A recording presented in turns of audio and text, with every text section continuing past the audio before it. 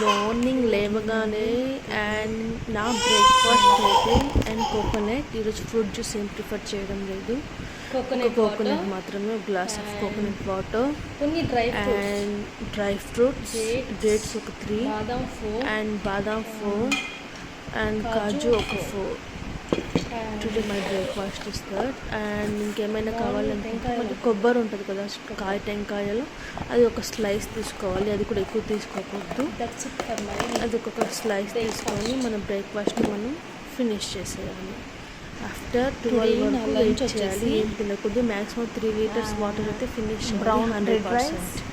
And red rice and mutton dal and mutton curry ఒక 4 pieces అలా. ఇది రైస్లోకి సాంబార్ లాగా ఏదో ఒక ప్రోటీన్ ఉండాలి కాబట్టి వెజ్ వాళ్ళు అయితే పన్నీర్ అలా తీసుకోవచ్చు, నాన్ వెజ్ వాళ్ళు అయితే చికెన్ ఆర్ మటన్ తీసుకోవచ్చు. సో నా డిన్నర్ వచ్చేసి డిన్నర్ కదా 4 o'clockకి స్నాక్లా మర్మరాస్ తిన్నాను. డిన్నర్ వచ్చేసి చపాతీ